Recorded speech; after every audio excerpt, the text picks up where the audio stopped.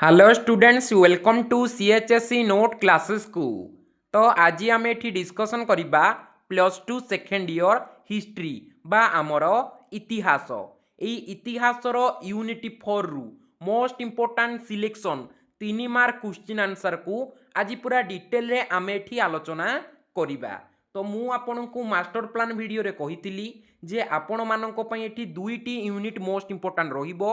गोटे होची हमर यूनिट 2 और अन्यटी होची यूनिट 4। तो यूनिट 2 रो आमे already 2 mark 3 mark selection video upload करि सारिचु। आपण माने जदि से वीडियो को देखि नांती ताले आपण माने जाई कि हम प्लेलिस्ट रे देखि परिबे। आज रो वीडियो रे आमे एई यूनिट 4 रो most important 3 mark selection question answer को पूरा डिटेल एठी डिस्कशन करि देबा।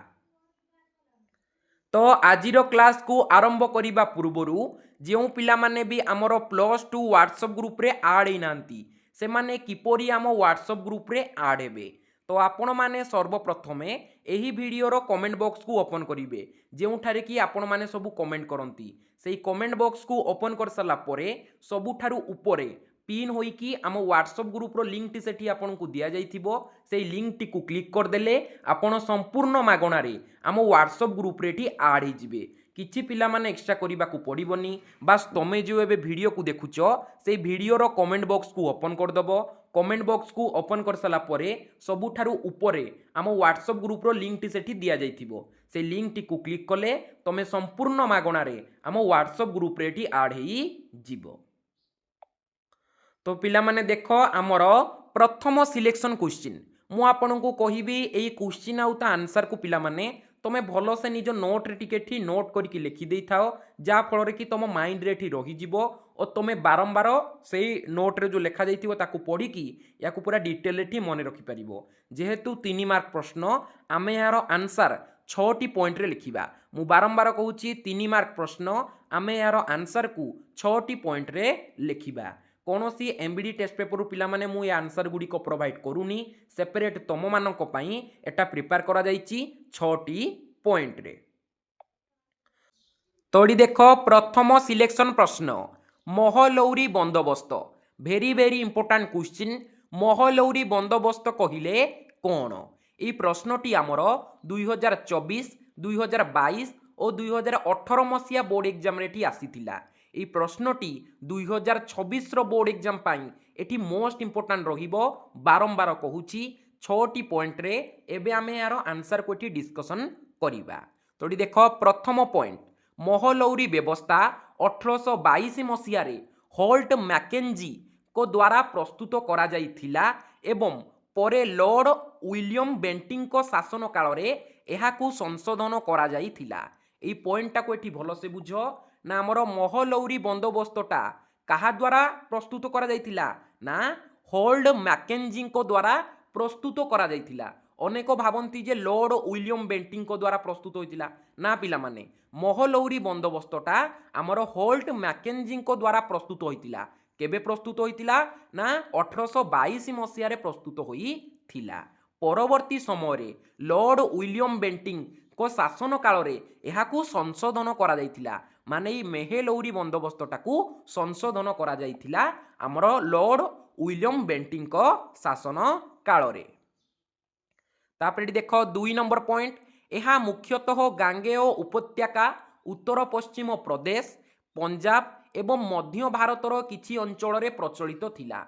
एई महलौरी बंदोबस्तटा मुख्यतः गांगेय उपत्यका एवं उत्तर पश्चिम प्रदेश पंजाब ओ भारतर मध्य हैला एवं मध्य भारतर किछि अंचल रे एई महलौरी बंदोबस्तटा प्रचलन थिला। तापरे एबेठी देख 3 नंबर पॉइंट एही व्यवस्था रे गोटिए गाँर किंबा केतेक गाँर समूह को एक राजस्व यूनिट भावे ग्रहण करा जाइथिला जहाकू महल कुहा जाउथिला। इंपोर्टाट पॉइंट पिला माने भलो सेठी मने रख ना ई महलौरी व्यवस्था रे कोन होउथिला गोटिए गाँ किंबा केते गुड़िए गाँर समूह को एक राजस्व यूनिट भावे ग्रहण करा जाउथिला। माने एटी भलो से बुझो से माने एटी 3-4टी गाँ को मिसेइकी गोटिए यूनिट भाव रे सेटाकू से माने धरुथिले आउ सेही गोटिए यूनिट रु से माने एटी राजस्व कर को आदाय करुथिले। तो ये यूनिटी को कौन बोली कहा जाउतिला माने तीन चारोटी गाँ को जो मिसे दउथिले ताकू कौन बोली कहा जाउतिला ना महल बोली कहा जाउथिला सेथिपई एई व्यवस्थार ना महलौरी बंदोबस्त बोली कहा जाए। तापर एटी देख 4 नंबर पॉइंट जमीदार परिवर्ते ग्रामर मुखिया समग्र ग्राम बा महलर राजस्व आदाय करी सरकार को देवार दायित्व दि जाइथिला माने आउ जमीदार मानकर एठी किछि भूमिका रहिला नाही। जमीदार परिवर्ते ये मेहेलौरी व्यवस्था कौन है जमीदार परिवर्ते ग्रामर मुखिया आपण मैंने जहाँ सरपंच बोली कहते कौन कि से ग्रामर जड़े मुखिया तो से ग्रामर मुखिया समग्र ग्राम बा आमर समग्र महलर राजस्व को आदाय करी से सरकार को देउथिले। पूरा सहज पॉइंट पिला माने गोटी गोटी करी पूरा डिटेल मु बुझे देबी किछि तुमको एठी माने जेमती कष्टकर पॉइंट दिया जाइनी बहुत इजी पॉइंट एटी गुड़िक तुमको दिया जाइछि। तापर एटी देखो 5 नंबर पॉइंट चिरस्थायी बंदोबस्त परी यह स्थायी नथिला एथिरे समय अनुजाई एवं जमीर उर्वरता को देखी राजस्वर परिमाण को परिवर्तन करा जाउथिला। भल से पॉइंटा को एठी मन रख ना चिरस्थायी बंदोबस्त रे कौन होउथिला ना ता परिमाणटा स्थिर थिला। तुमर जदि भल चाष होउची जदि तुम एठी 50 टंका कर जदि निर्धारित होईची तुमे 50 टंका दबो जदि तुमर एठी खराब भी चाष होईची ताहाले भी तुमे 50 टंका दबो सेटा किछि पिला माने चेंज होबनी सेथि पई ता नाम कोन थिला चिरस्थायी बंदोबस्त माने जहाँ भी हो जाऊ तुम 50 टंका कर दब माने दब तुमर भल होता कि तुमर खराब होता तुम ये 50 टंका कर देवा कथा देव। तो ये मेहेलौरी व्यवस्थाटा ये चिरस्थायी बंदोबस्त भली स्थायी नथिला कौन थिला ना समय अनुजाई एवं जमीर उर्वरता को देखी राजस्वर परिमाणटा को परिवर्तन करा जाउथिला। सपोज ए वर्ष टिके खराब चाष होईची तो करर परिमाणटा राजस्व करर परिमाणटा टिके कमे दिया जाउथिला आ जदि फसल पूरा भल होईची ताले परिमाणटा टी बढ़ी दिया जाउथिला। ए सब होउथिला किंतु आमर मेहेलौरी बंदोबस्त रे किंतु एटी भल से मन रख चिरस्थायी बंदोबस्त गोटी अच्छी यही चिरस्थायी बंदोबस्त रे कौन ना जहाँ भी हो जाऊ फसल भल हेले भी से एठी जेतिकी टंका नौथिले फसल खराब हेले भी सेतिकी टंका से एठी नेबे एहा को कहा जाए चिरस्थायी बंदोबस्त। किंतु मेहेलौरी बंदोबस्त रे एपरि किछि नथिला माने जमीर उर्वरता को देखी से माने राजस्व कर आदाय करूथिले। तापर एटी देख 6 नंबर पॉइंट एहार मुख्य उद्देश्य थिला ग्राम्य संगठन को बजाई रखिबा एवं कम परिश्रम रे अधिक राजस्व आदाय करिबा किंतु एहा चाषी मानक उपरे अत्याधिक चाप सृष्टि करिथिला। ए जो मेहेलौरी व्यवस्थार उद्देश्य कौन थिला ना ग्राम संगठन को बजाई रखिबा एवं कम परिश्रम रे अधिक राजस्व आदाय करिबा किंतु ए मेहेलौरी व्यवस्थाटा कौन करथिला ना चाषी मानक उपरे अधिक चाप सृष्टि करिथिला। तापरे एबेटी देख 2 number selection question Bakshi Jagabandhu हैला ये मध्य तमर गोटे इंपोर्टेंट क्वेश्चन ना बक्सी जगबंधु किए आमर जो पाइक विद्रोह होइतिला तार नेतृत्व नैतिले बक्सी जगबंधु। ए प्रश्नटी तमर 2024 मसिया बोर्ड एग्जाम रे आसी थिला। तो देख यार प्रथम पॉइंट होची बक्सी जगबंधु पूरा नाम विद्याधर महापात्र भ्रमरबर राय थिला। ए नाटा को एठी मन भल से मन रख एटा एमसीक्यू रे मध्य से पचारि दे पारे जे बक्सी जगबंधुंकर पूरा नाम कौन थिला रे पिला माने ना विद्याधर महापात्र भ्रमरबर राय थिला। से खोर्धार राजांक सेनापति एवं ओडिशार जड़े प्रमुख स्वाधीनता संग्रामी थिले। এই বক্সি জগবন্ধুଙ୍କର पूरा नाम कौन थिला ना विद्याधर महापात्र भ्रमरबर राय थिला। आउ ए बक्सी जगबंधु खोर्धा राजांकर सेनापति एवं ओडिशार जड़े प्रमुख स्वाधीनता संग्रामी थिले। तापर एटी देख 2 नंबर पॉइंट से 1817 मसीहारे ब्रिटिश शासन विरुद्ध रे ऐतिहासिक पाइक विद्रोहर मुख्य नेतृत्व नैथिले जहाकू अनेक भारतर प्रथम स्वाधीनता संग्राम बोली कहती। भल से मन रख आपण माने जानिथिबे एटी पाइक विद्रोह भेरी भेरी इंपोर्टेंट आमे आगो को पूरा डिटेल एटी डिस्कशन करिबा पाइक विद्रोह संपर्क रे जो आमर 1817 मसीहारे ब्रिटिश शासन विरुद्ध रे ऐतिहासिक पाइक विद्रोह होइतिला। एई पाइक विद्रोहर नेतृत्व बक्सी जगबंधु नैथिले आउ अनेक कहती जे ई पाइक विद्रोहटा हेउची भारतर प्रथम स्वाधीनता संग्राम। तापरे एबेठी देख 3 नंबर पॉइंट, इंग्रेज मानक भ्रमात्मक भू राजस्व नीति जोगु से निजर पैतृक जागीर किला रोडंग हराइथिले जहा तांकु विद्रोह करने बाध्य करिथिला। এই পয়েন্টটাটি ভালসে মনে রখ। বক্সি জগবন্ধু সিপাহী বিদ্রোহ কাহিঁকি করিଥିଲେ, কারণ কোণ থিলা?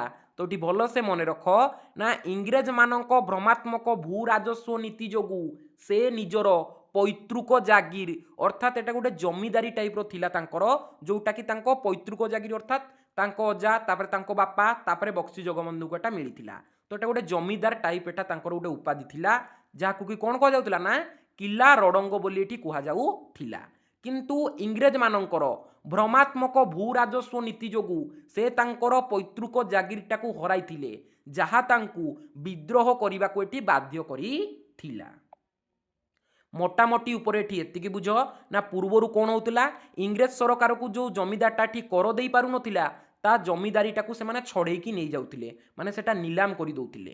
ତ ଆମର ଇଂରେଜ ମାନଙ୍କ ଭ୍ରମାତ୍ମକ ଭୂ ରାଜସ୍ୱ ନୀତି ଯୋଗୁଁ ବକ୍ସି ଜଗବନ୍ଧୁଙ୍କର ମଧ୍ୟ ଏଠି ପୈତୃକ ଜାଗିରଟା ଛଡ଼ାଇ ନିଆଯାଇଥିଲା, ଯାହା ତାଙ୍କୁ ବିଦ୍ରୋହ କରିବାକୁ ଏଠି ବାଧ୍ୟ କରିଥିଲା।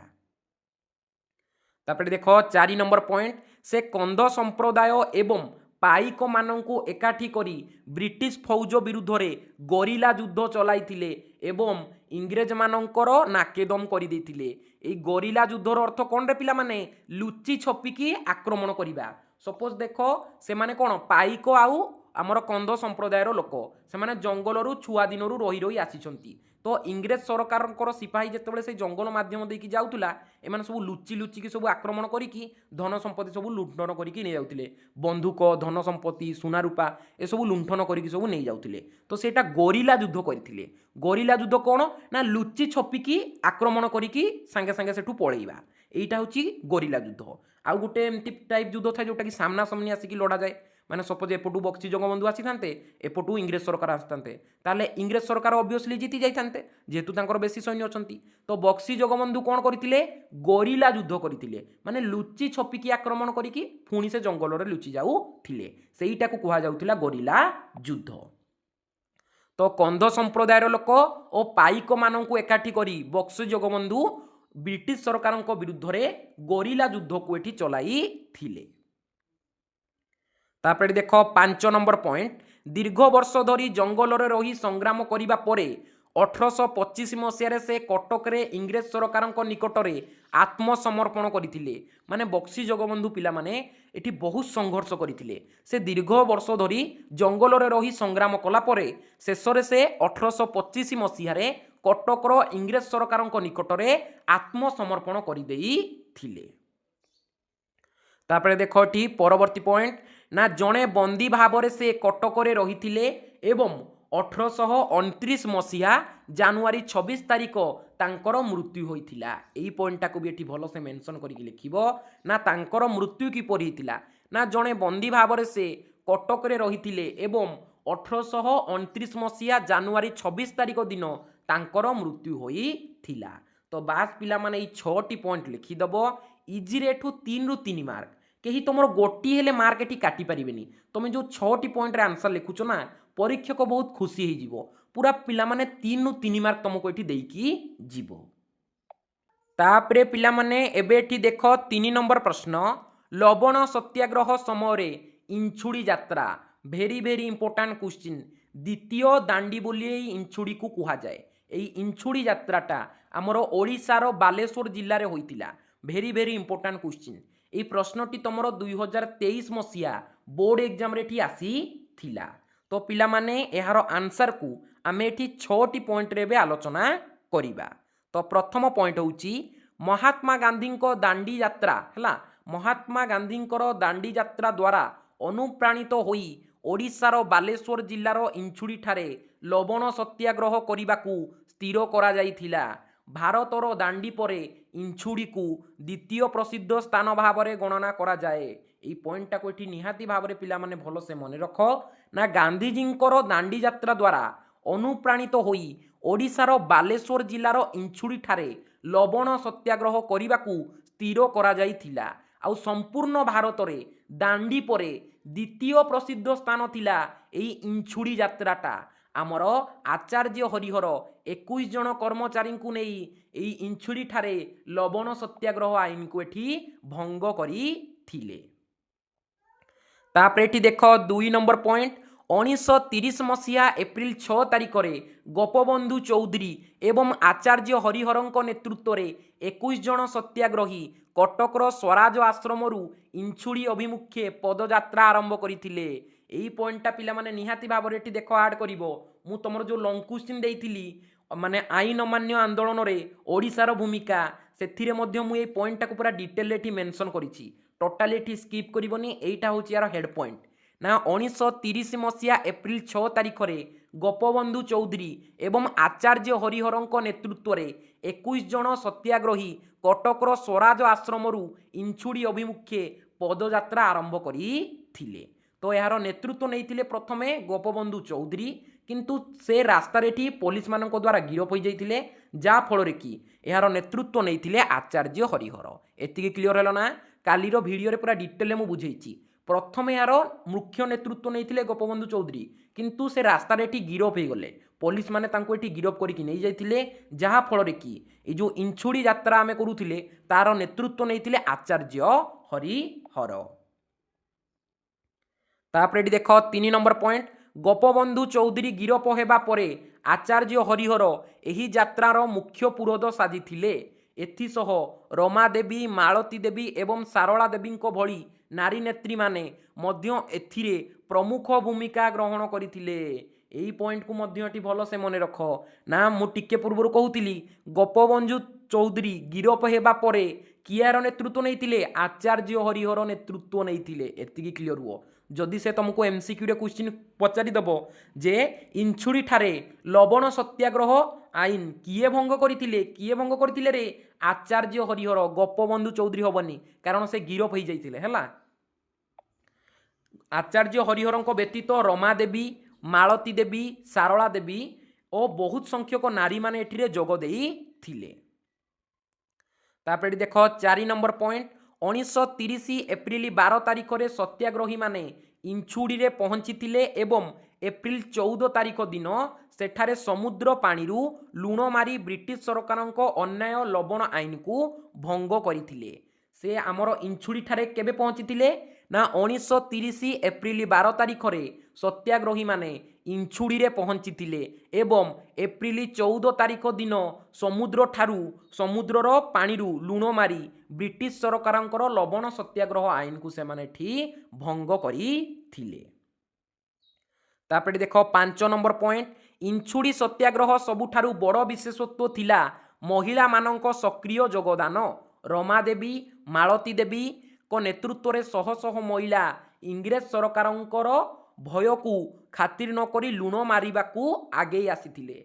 माने एई जो इंछुड़ी यात्रार सबुठारु बड़ विशेषत्व थिला महिला मानकर योगदान।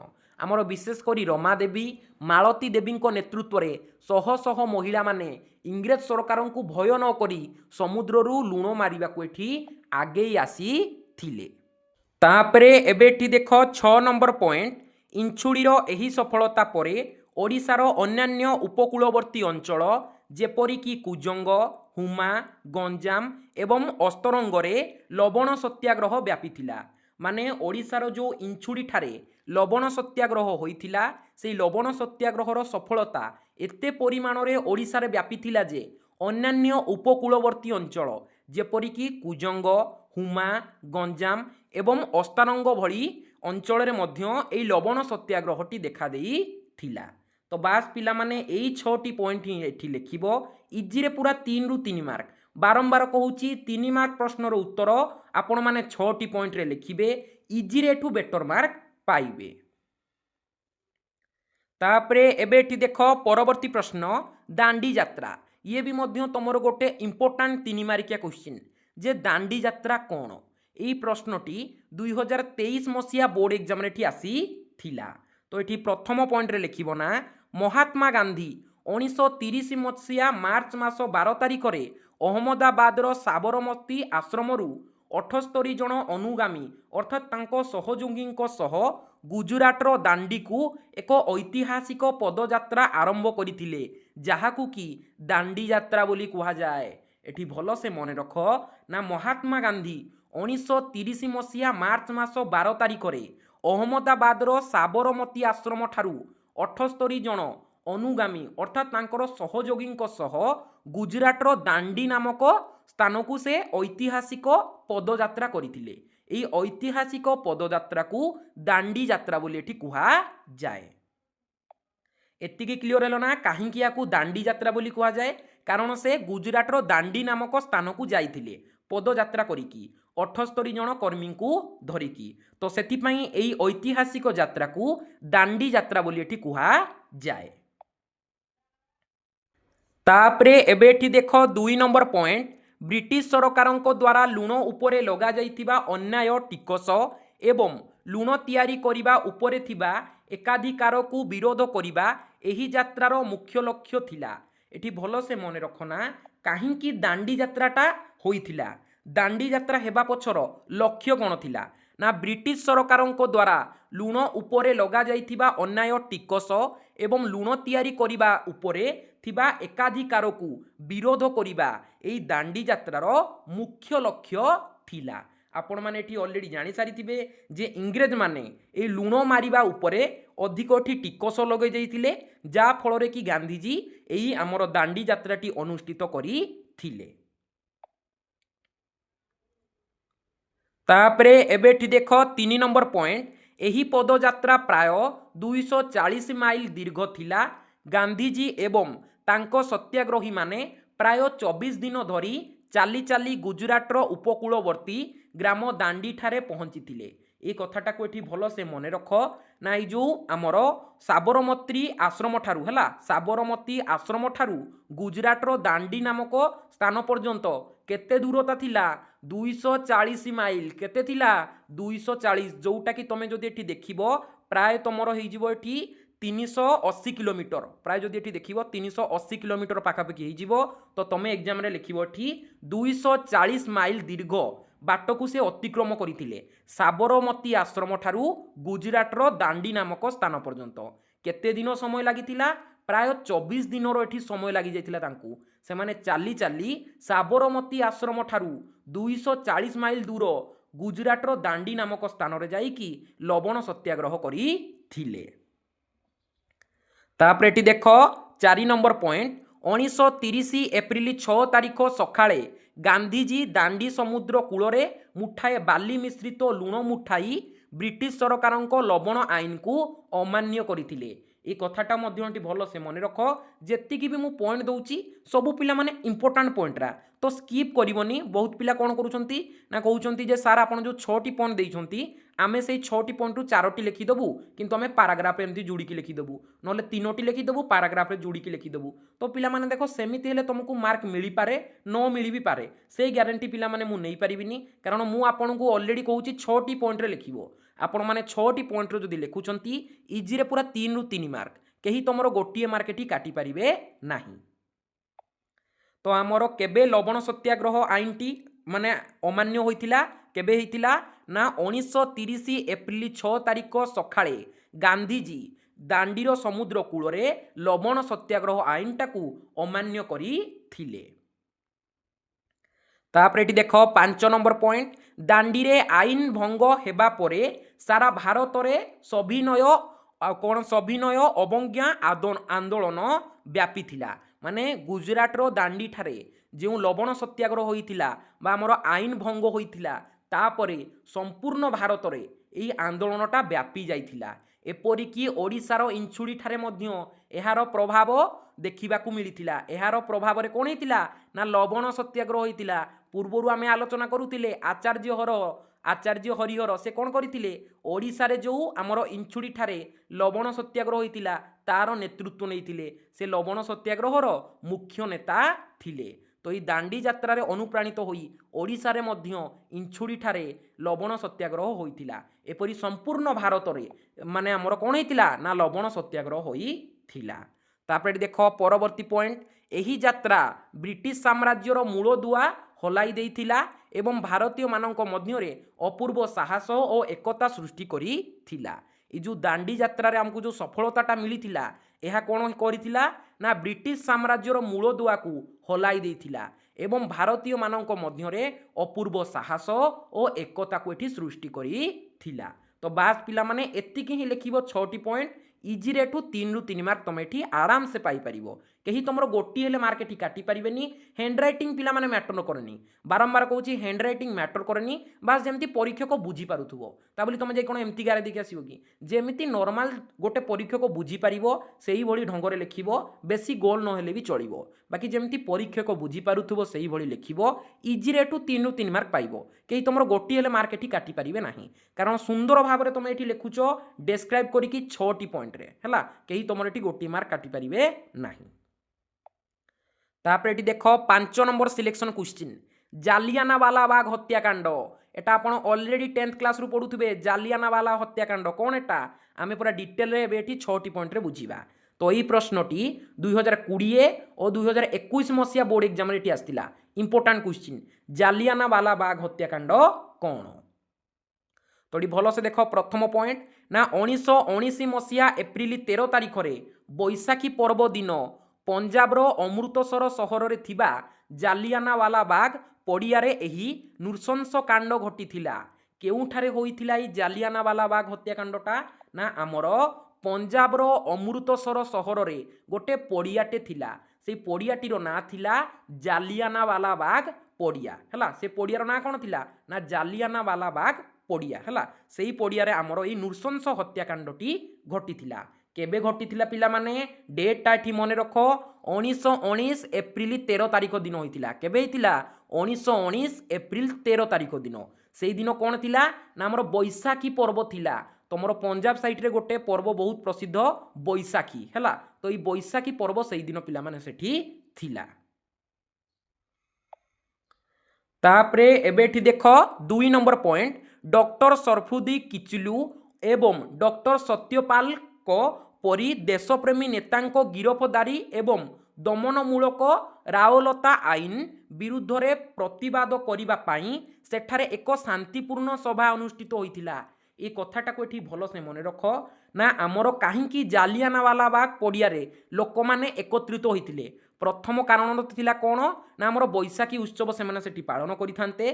द्वितीय कारण कोन थिला ना डॉक्टर सरफुद्दी किचलू और डॉक्टर सत्यपाल एई दुई जण प्रसिद्ध नेता थिले से समय पंजाब रे तो सेमानंकर गिरफदारी एवं दमनमूलक राओलता आईन रो विरुद्ध रे गोटे सभा आयोजन करा दैथिला। आउ एई सभाटी शांतिपूर्ण सभा थिला कोनोसी सेठी हमर अशांति कार्य करा जाउनथिला माने शांतिपूर्ण गोटे सभाटे अनुष्ठित करा जाउथिला। केबे करा जाउथिला पिला माने ना 1919 एप्रिल 13 रे पंजाब रो अमृतसर सहर रे थिबा जालियानावाला बाग पड़ियारे। ये पड़ियार गोटे पिला माने कौन ना माइनस पॉइंट हो गला आम देशवासी मानक पई ना ये जालियानावाला बाग भीतर को जीवा पई खाली गोटे छोट रास्ता अच्छी सबू पूरा पिला माने पाचेरी द्वारा आबद्ध तो लोक माने सेठु आउ कुआडे जाई पारलेनी जा फल कि बहुत लोक एठी मृत्युवरण करिथिले। तो आपण माने एतिकी क्लियर हेलो ना केबे हितिला जालियानावाला बाग हत्याकांड केउठारे हेतिला आउ कोन पई लोक माने सेटिकी जाइथिले एई तीनटा पॉइंट को पूरा डिटेल मु तुमको एठी बुझेई देली। तापरे एठी देखो 3 नंबर पॉइंट सही समय रे अमृतसरर सामरिक प्रशासक जनरल डायर यांको ना को एठी भलो से मन रखो जनरल डायर निज सैन्य बाहिनी सह पड़ियारे पहुंची से कना सभार स्थल रे एकमात्र संकीर्ण प्रवेश पथ को बंद करी देई बिना कोनोसी सतर्क सूचना रे निरीह जनतांको उपरे गुली चलाइबाकू निर्देश देले। ए कथाटा एठी भल से मन रख ना एई जो आमर जालियानावाला बाग हत्याकांड हेबार 2-3 पूर्वर पिला माने मे बी माने किछि दिन आगरू इंग्रेज सरकार कौन करथिले ना गोटे नियमटे एठी घोषणा करथिले। कौन से नियमटा ना कौनसी जगार लोक एठी सभा समिति करि परिबेनी माने अधिक संख्यक लोक कौनसी जगार एकत्र होइकी रहि परिबे नाही किंतु से समय जेहेतु आमर रेडियो बा आमर टेलीविजन इत्यादि किसी व्यवस्था नथिला तो निरीह लोक मैंने यही नियम विषय किसी जानी नथिले जाफल कि से कौन करते ना जालियानावाला बाग को सेठी जाइतिले सभाटी कौन करने ना सभाटी तांकर सेठी सभारे जोग देवाई से माने जाइथिले किंतु सरकार समस्त सभा को एठी निषेध कर देइथिले बोली निरीह जनता सेठी जानी नथिले। तो सही समय कौन है ना अमृतसर जो सामरिक प्रशासकर मुख्य थिले किए जनरल डायर से तांको सैन्य मानक सह एठी पहुँची गले। एईटा जदि तुमर होउची आमर जालियानावाला बाग हत्याकांड तो एठी भितर को जीवा पई गोटिए द्वार बाहर को भी बाहरिया पई छोट द्वारटे थिला। तो जनरल डायर कौन कले एठी आसिकी एई द्वार को पूरा घेरी देले तांको सैन्य माने आ सब निरीह लोक एठी थिले तो से माने गुली चलाइबा पई आदेश देले किए जनरल डायर जहा फल कि बहुत लोक एठी मृत्युवरण कले। आज आमर जालियानावाला बाग ठारे गुळीर से आपण माने से गुली देखि पारिबे गुळीर चिन्ह को पूरा एमती मेंशन करिकी रखा जाइछि तुमको जेबे पिला माने एठी सुजोग मिलिबो तमे निहाती भाबरे जाइके एठी देखि पारिबो। तो से जनरल डायर होउछंती मुख्य लोक जहांको निर्देशर कि आमर जालियानावाला बाग हत्याकांडटी होइथिला। मु आपनकु पूरा डिटेल बुझेली काहेकि एते संख्यार लोक मरिले कारण भीतर को जीवा आसिया पई मात्र गोटे छोट द्वार थिला जा फल कि से द्वारटा जेतेबेले आबद्ध करदेले जनरल डायर तांकर सैन्य मानक सह तो लोक माने आउ कोनोसी रास्ता पाइले नाही निज जीवन को रक्षा करिबा पाई। तापरे एबेठी देख 4 नंबर पॉइंट प्राय 10 मिनिट धरी लगातार गुली वर्षण करा जाई थिला। सरकारी तथ्य अनुसार 379 जनकर मृत्यु होइथिबा बेले वास्तव में 1000 रु अधिक निरीह लोक शहीद होइथिले एवं अनेक आहत होइथिले। एठी भल से मन रख प्राय 10 मिनिट धरी से समय सेठी गुली चालना होइथिला और सरकारी तथ्य अनुसार केते जन लोकंकर मृत्यु होइथिला ना 379 जनकर एठी मृत्यु होइथिला किंतु वास्तव क्षेत्र में 1000 रु अधिक लोकंकर एठी मृत्यु होइथिला और अनेक लोक एठी आहत होइथिले। तापरे एठी देख 5 नंबर पॉइंट एही नृशंस हत्याकांडर प्रतिपाद स्वरूप विश्वकवि रवींद्रनाथ टागोर ब्रिटिश सरकार द्वारा प्रदत्त नाइट्र पदवी त्याग करथिले। महात्मा गांधी मध्य निजर काइजर ई हिंद पदवी को फेराई देइथिले। एई जो रहिछि आमर काइसर ई हिंद यार अर्थ कौन ना हिंदुस्तान रो सम्राट। ए कथा को एठी भल से मन रख हिंदुस्तान रो सम्राट बोली ब्रिटिश सरकार गोटे उपाधि देइथिले महात्मा गांधी को किंतु एई जालियानावाला बाग हत्याकांड परे महात्मा गांधी एई हिंदुस्तान रो सम्राट उपाधि को त्याग करथिले काइसर ई हिंद। एई उपाधिर अर्थ कौन हिंदुस्तान रो सम्राट। और विश्वकवि रवींद्रनाथ टागोर से नाइट्र पदवी को त्याग करथिले। तापरे एठी देख 6 नंबर पॉइंट एही घटनारे आमर एही घटनार तदंत पाई ब्रिटिश सरकार हंटर कमिशन गठन करथिले बा हंटर कमिटी को गठन करथिले किंतु जनरल डायर को प्रति नरम मनोभाव जोगु भारतीय मानक मध्यरे असंतोष बढ़ीथिला जहा परवर्ती समय असहयोग आंदोलन पाई पथ परिदर्शक होइथिला। माने एठी भल से मन रख ना जेहेतु इंग्रेज सरकार एठी गोटे कमिटीटे गठन कले कौन पाई ना आमर जालियानावाला बाग हत्याकांडर तदंत करिया पाई तो से कमिटीर ना थिला हंटर कमिटी किंतु एटी हंटर कमिटी कौन कला से जनरल डायर को प्रति एटी टिके कौन कठोर मनोभाव प्रदर्शन करी तांकर एटी सबु से बुझामणा करिथान्ते जे काहेकि से गुली चालन कले एपरि किछि सेठी बुझामणा करिथान्ते किंतु सेया न करिकि सेठी तांकर ऑफिसर जो रहिचंती जनरल डायर तांको एठी बंचेबा पई से प्रचेष्टा कले नरम भाव एठी कौन कले ना मत पोषण कले माने से नरम मनोभाव देखैले तांको ऑफिसर को प्रति जहा द्वारा कौन है ना भारतीय माने एठी रागी गले और परवर्ती मुहूर्त रे असहयोग आंदोलन एठी करिथिले।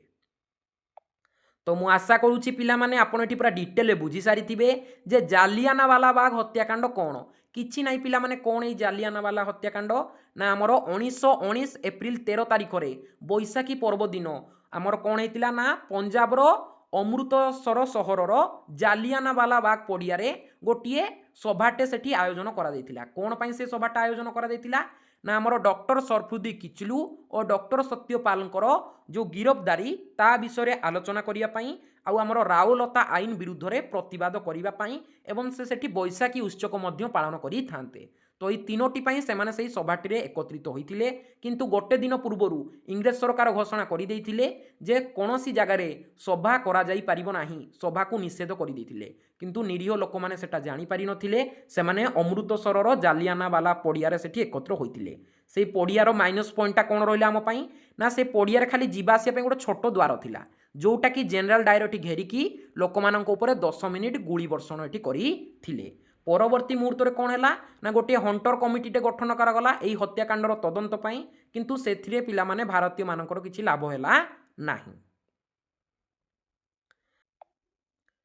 तापरे एबेठी देख 6 नंबर पॉइंट शहीद लक्ष्मण नायक।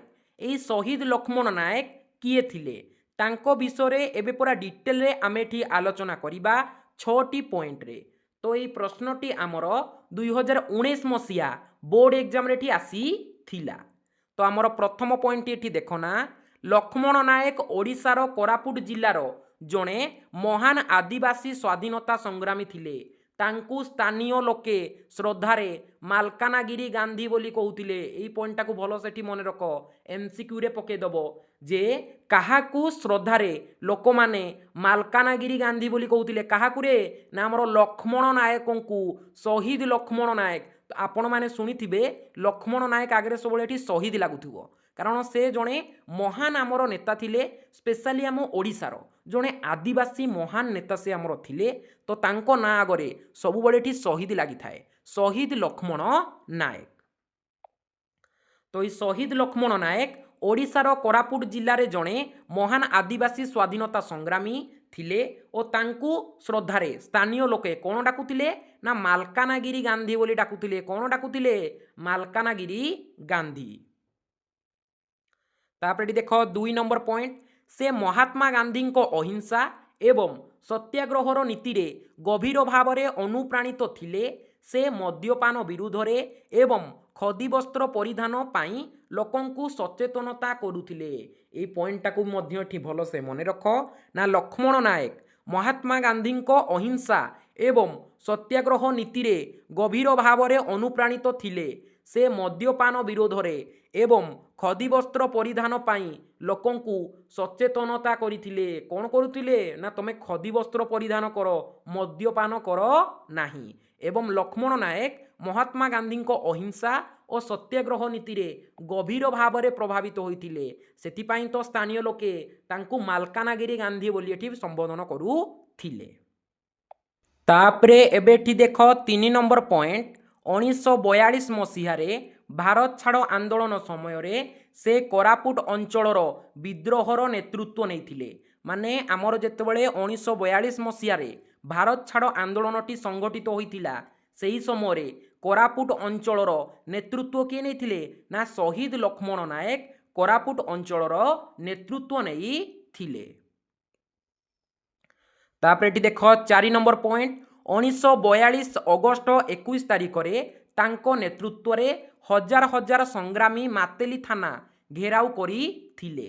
एही समय रे जणे पुलिस कर्मींकर मृत्यु पाई तांको मिथ्या दोषरे बंदी करा जाइथिला। एही पॉइंटा को एठी भलो से मने रख ना शहीद लक्ष्मण नायक को काहेकि आमे एठी शहीद बोली कहि थाउ तांको नाम तो लक्ष्मण नायक तांको ना पूर्वरु आमे शहीद काहेकि लगेइ थाउ सेटा को एबे आमे पूरा डिटेल रे एठी बुझिबा ना कोन हेतिला 1942 अगस्ट 21 तारिख रे तांको नेतृत्व रे अर्थात लक्ष्मण नायकंको नेतृत्व रे हजार हजार संग्रामी मातेली थाना को घेराव करिथिले। एवं से जो मातेली थाना को घेराव करिथिले से घेराव समय रे पुलिस कर्मचारी माने जणे पुलिस कर्मचारींकर मृत्यु हो जाइथिला। तो से मृत्यु आरोप रे लक्ष्मण नायकंकु मिथ्या दोषरे बंदी करा जाइथिला। एवं परवर्ती समय ब्रिटिश सरकार तांकु मृत्युदंड देइथिले। की दंड देइथिले ना मृत्युदंड देइथिले। केवल गोटे छोट भूल पई पिला माने देखो तांकर एटी किछि भूल मध्य नथिला। से कोन करिथिले ना 1942 अगस्ट 21 तारिख रे तांको नेतृत्व रे से मातेली थाना को घेराव करिथिले। तो से मातेली थाना को जो घेराव करिथिले से समय जणे पुलिस कर्मचारींकर एटी मृत्यु घटिथिला। तो यही अपराध पाई तांको एठी ब्रिटिश सरकार कौन करथिले ना मृत्युदंड देइथिले। आमर 43 मसीहा मार्च मास 29 तारिख सकाळ 5:30 है 5:30 समय तांकू ब्रह्मपुर जेल रे एठी फांसी दिया जाइथिला। से फांसी समय हसी हसी फांसी रे एठी चढ़ी जाइथिले एवं मृत्यु बेले से गोटे बहुत भल सुंदर कथाटीए कहिथिले। कौन से कथाटी ना फांसी पूर्वर से कहिथिले जदि सूर्य सत एवं जदि चंद्र सत्य तेबे भारत स्वाधीन मध्य सत्य। से मृत्यु पूर्वर कौन कहिथिले तांकर चिंता नथिला से टिके पर एठी मृत्युवरण होइजिवो तांकर फांसी खुंटरे झुली जिवे। से समय हसी हसी कौन कहिथिले ना जदि सूर्य सत जदि चंद्र सत तेबे भारत मध्य स्वाधीन एहा मध्य सत्य। एही परी कहिकी पिला माने से हसी हसी फांसी खुंटरे झुली जाइथिले। जेहेतु तांकू फांसी दिया जाइथिला तांकू कौन कुआ जाए ना शहीद लक्ष्मण नायक बोली एठी कुहा जाए। तापरे एबेठी देखो 7 नंबर प्रश्न गांधी यूरिन जुक्ति कौन। भेरी भेरी इंपोर्टेंट क्वेश्चन नोट करके एटाकू लेख ना गांधी यूरिन जुक्ति कौन। तो एठी देखो यार प्रथम पॉइंट 1931 मसीहा मार्च 5 तारिख रे इंग्लैंड रे द्वितीय गोलटेबुल बैठक पूर्वरु महात्मा गांधी एवं तत्कालीन भारतर भाइसराय लॉर्ड यूरिन को मध्य रे एही राजीनामा स्वाक्षरित होइतिला। केबे स्वाक्षरित होइतिला पिला माने ना आमर 1931 मसीहा मार्च 5 तारिख रे इंग्लैंड रे द्वितीय गोलटेबुल बैठक पूर्वरु काहा काहा मध्य रे होइतिला ना महात्मा गांधी और तत्कालीन भारतर भाइसराय लॉर्ड यूरिन को मध्य रे गोटिए राजीनामाटे स्वाक्षर होइतिला बा गोटिए जुक्ति स्वाक्षर होइतिला। से जुक्ति को कौन कहा जाए ना गांधी यूरिन जुक्ति बोली कहा जाए।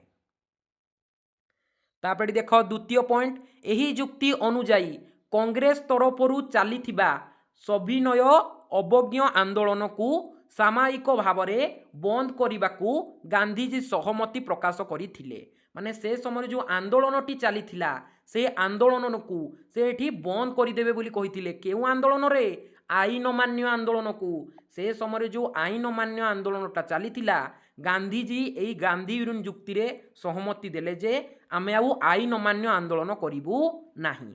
केउ जुक्ति रे एई हमरो गांधी यूरिन जुक्ति रे। कहीं गांधीजी एमती कहले कारण देख आईन अमान्य आंदोलन रे कांग्रेस को एक बेआईन संगठन रूप में घोषणा करा जायतिला। बहुत लोकों को एठी बंदी करा जायतिला। बहुत लोक मध्य एठी मृत्युवरण करथिले जहाँ रेकर्ड रे मध्य नाही। तापरे देख 3 नंबर पॉइंट ना ब्रिटिश सरकार हिंसात्मक कार्य रे जड़ित नथिबा समस्त राजनैतिक बंदी माननकू जेल रु मुक्त करिबा पई राजी होइथिले। आमर गांधीजी कौन कहिले ना आमे आउ आईन अमान्य आंदोलन करिबु नाही। ता प्रतिबदल रे इंग्रेज सरकार गांधीजी को कौन देबे ना आमर ब्रिटिश सरकार हिंसात्मक कार्य रे जड़ित नथिबा माने जेउ माने शांतिपूर्ण भाव में आंदोलन करुथिले सेही परी राजनैतिक बंदी माननकू जेल रु मुक्त करि दिया जिवो और कांग्रेस ऊपर जो बेआईन संगठन जो आमर लागिथिला ताकू सेठी कौन करिवे ना हटेइबे। जो निषेधात्मक लागिथिला कौन ना कांग्रेस गोटे बेआईन संघ रूपे ता प्रति जो प्रतिबंधकटा लागिथिला से प्रतिबंधकटाकू सेठी उठा जिवो। तापरे एठी देख 3 नंबर पॉइंट समुद्र कूलवर्ती अंचल रे रहुथिबा लोकमानंकू निजे व्यवहार करिबा पई बिना कर रे लुण तैयारी करिबाकू अनुमति दिया जाइथिला। केउ जुक्ति अनुसार ए गांधी यूरिन जुक्ति अनुसार। तापरे देख परवर्ती आमर पॉइंट ना शांतिपूर्ण भावे विदेशी पोशाक एवं मद दुकान आगरे शांतिपूर्ण प्रतिवाद करिबा पई भारतीय माननकू अधिकार मिलिथिला। माने ब्रिटिश सरकार कहिथिले जे तमे कोनोसी हिंसात्मक कार्य करो नाही, तमे शांतिपूर्ण भाव में विदेशी पोशाक दुकान हो गला किंबा मद दुकान आगरे हो गला तमे सेठी प्रतिवाद करि परिबो माने आंदोलन करि परिबो किंतु कोनोसी हिंसात्मक कार्य करिबो नाही। तापरे एठी लेख आमर परवर्ती पॉइंट एही जुक्ति परे गांधीजी कांग्रेस रो एकमात्र प्रतिनिधि भाव में इंग्लैंड रे अनुष्ठित हेबाकु थिबा द्वितीय गोलटेबुल बैठक रे जोग दबा पई स्थिर करिथिले किंतु से सेही द्वितीय गोलटेबुल रु मध्य एठी निराश होइकी आसी थिले।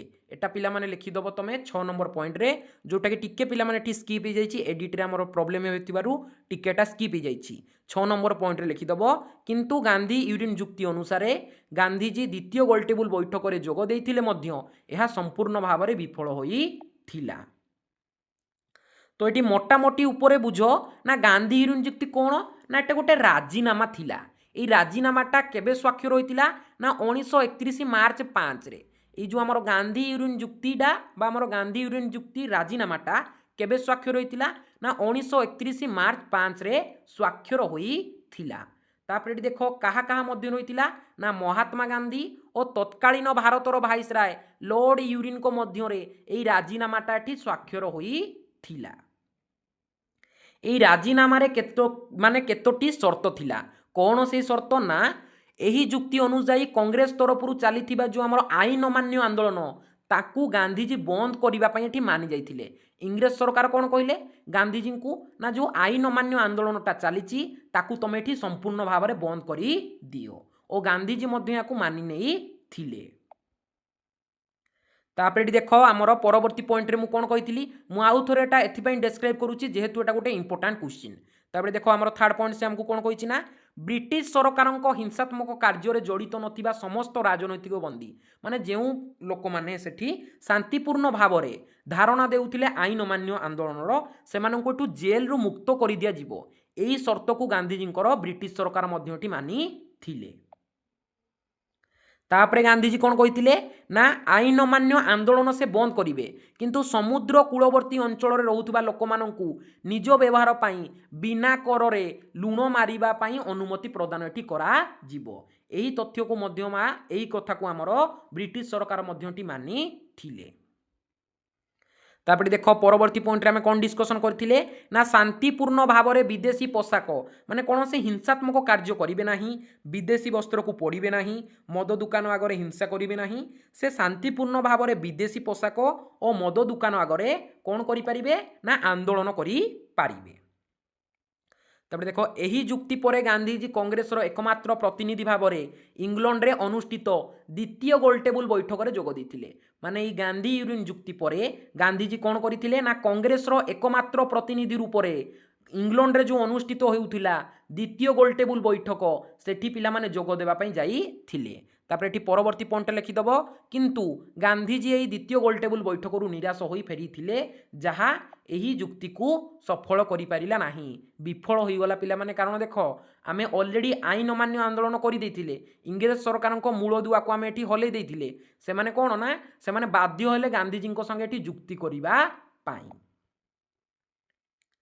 तापर एठी देख 8 नंबर प्रश्न चिरस्थायी बंदोबस्त कौन प्रथम क्वेश्चन मु आपनको कहिथिली चिरस्थायी बंदोबस्त कौन इंपोर्टाट क्वेश्चन भल से मन रख ना आमर प्रथम पॉइंट रे देख 1793 मसीह British governor general lord Cornwallis Banga Bihar एवं ओडिशा रे चिरस्थायी बंदोबस्त व्यवस्था प्रचलन करथिले। एटा बारंबार तुमरो एमसीक्यू आसे भल से मन रख ना किए चिरस्थायी बंदोबस्त व्यवस्था को प्रचलन करथिले किए रे ना जनरल लॉर्ड कॉर्नवालिस बा तुम खाली एतिकी भल से मन रख ना लॉर्ड कॉर्नवालिस चिरस्थायी बंदोबस्त को प्रचलन करथिले। 1793 मसीह British governor general lord Cornwallis Banga Bihar एवं ओडिशा रे एई चिरस्थायी बंदोबस्त व्यवस्थाटा को कार्यकारी करथिले। तापर देख 2 नंबर पॉइंट यही व्यवस्था अनुजाई जमीदार मानू जमी स्थायी मालिकाना भाव में स्वीकृति दि जाउथिला से माने वंशानुक्रमिक भावे जमीर भोग दखल करि पारुथिले माने ये जो चिरस्थायी बंदोबस्त रे कौन करा जाउथिला माने एटा सपोज गोटे जमी एहार मालिकाना जन जमीदार को दि जाउथिला ना तमे होउचो ए जमीर मालिक तमरो जहा इच्छा होची तमे ठीक करो किंतु तमे ठीक टाइम रे एठी गोटे निर्दिष्ट परिमाणर कर दे दियो तमर फसल भल होईची तमठू अधिका कर निया जीवनी तमठू से सेम कर ही निया जीवो किंतु माइनस पॉइंट एठी एठा होची जदि तम फसल खराब भी होईची ताहाले भी तमे एठी समान परिमाण रे कर दियो कथाटा को एठी भल से बुझ जो थर सिना आमर फसल भल होइतिबो आमको एठी लाभ मिलिबो किंतु जो थर फसलटी खराब भी मध्य होइतिबो तमे एठी कोन करिवो से निर्दिष्ट कर को दबो एटा होची कोन ना चिरस्थायी बंदोबस्त मु आशा करूची आपण माने एठी बुझी सारिथिबे माने जो वर्ष आमर फसल भलो हो कि खराब हो गोटे निर्दिष्ट परिमाणर से माने एठी कर को नेबे जोटा कि स्थिर रहिबो आउ परिवर्तन होबो नहीं तमर जदि बिलरे गोटे भी धान गछ न उठुची चाहले भी सेमाने सेतिकी कर नेबे जदि बहुत भलो फसल होउची ताहाले भी मध्य सेमाने समान परिमाणर एठी कर को नेबे। तापरे देखटी 3 नंबर पॉइंट सरकार को दिया जाइथिबा राजस्वर परिमाण चिरदिन पाई स्थिर बा निर्धारित करा जाइथिला भविष्यत रे एथिरे कोनोसी वृद्धि करा जीवोर व्यवस्था नथिला माने एठी किछि आउ वृद्धि ह्रास करा जीवो नाही मु टिके पूर्व कहूली तुमर भल फसल हेले भी से सपोज 50 टका नौछंती से 50 टका नेबे तुमर सपोज एठी खराब फसल होईची ताहाले भी से 50 टका नेबे से आउ शुणिबेनी जे कर भलो हेइनी बा हमर फसल भलो हेइनी एथरो कोन हेइची ना बन्या आसीची से माने किछि बुझिबेनी तुमर फसल भलो होईची 50 टका नेबे फसल खराब भी एठी हेइची से माने कर आकार को से 50 टका ही एठी नेबे। तापरे देखो एठी 4 नंबर पॉइंट जमीदार माने चासी मानक ठारू माने देखो इंग्रेज सरकार को एटी गोटे निर्दिष्ट परिमाण में कर देवाक पड़ूला तेबे साधारण रूप माने लोक उपरे केते एटी प्रेशर पळे आसुला तुम एटी एतिकी बुझीपार माने जमीदार मझिरे आसुथिले जमीदार माने कर पाई साधारण लोक को एटी शोषण करुथिले सेठू जाइकी जमीदार माने इंग्रेज मानक एटी कर गुड़िक प्रदान करुथिले एई कथाटा को एटी भलो से बुझिबो बहुत पिला माने एटी इंटरेस्टिंग कथाटी एटा को भलो से पूरा डीपली एटी बुझिबो ना जमीदार माने चासी मानक ठारू आदाय करुथुबा मोट राजस्वर 10 रु 11 अंश है 10 भागरु 11 अंश एठी सरकार को देउथिले एवं बाकी 1 भाग अंश निजे रखुथिले एठी भलो से बुझ ना एठी कोन होउथिला सपोज आमर एठी 11टी बस्ता बा मु आपन को पूरा एठी ओडिया रे बुझे दउची सपोज 11टा बस्ता गोटे बिलरु आछि हला ए बिलो होउची गोटे राम साहू बोली लोकर तो ई राम साहू बिलरु 11टी बस्ता टोटल आसीची तो ई 11टी बस्तारु 10टी स्ट्रेट नै जिवे इंग्रेज सरकार केतोटी 10टी स्ट्रेट नै जिवे तुमको मात्र एठी गोटिए बस्ता देबे एई बस्ता रे जमीदार भी चलिबो साधारण लोक माने भी एठी चलिबो एईटा होउथिला पिला माने एठी असुविधा बहुत परिमाण रे से कौन करुथिले ना कर को आदाय करुथिले जहा कि परिवर्तनशील नथिला जदि पिला माने फसल एठी खराब भी हो जाइछि ताहाले मध्य से माने एठी समान परिमाण रे एठी कोन नउथिले कर आदाय करुथिले। तापरे एठी देखो 5 नंबर पॉइंट सूर्यास्त आईन हैला जो आमर थिला सनसेट लॉ बहुत पिला माने एटा हमकु क्षतिग्रस्त करिछि सूर्यास्त आईन सनसेट लॉ जमीदार मानंकु एक निर्धारित दिनर सूर्यास्त पूर्वरु राजस्व दखल करिबाकू पड़ुथिला जदि से माने विफल हेउथिले तेबे सेमानंकर जमीदारी नीलाम करि दिया जाउथिला सपोज मते एठी डेट मिलिछि 15 तारिखर 15 तारिख सुधा मते एठी 50टी बस्ता कर आकार रे देबार अछि मु कोन कली ना 15 तारिख बीती गला आ सूर्यास्त हो गला आज 15 तारिख सकाळ हैला बेला हैला एमिति केटी देखो 7टा किंबा 6:30 एठी सूर्यटी हमर अस्त हो गला तो कौन हम मोर मु सपोज एठी देई पालिनी 50टा बस्ता धान करज आकार रे बा हमर कर आकार रे मु देई पालिनी मोर कौन हबो ना मो जमीदारटा को से माने नीलाम करि देबे माने से माने आउ काहाकू मो जमीदारटाटी देई देबे एईटा होची हमर सूर्यास्त आईन एतिकी क्लियर होलो ना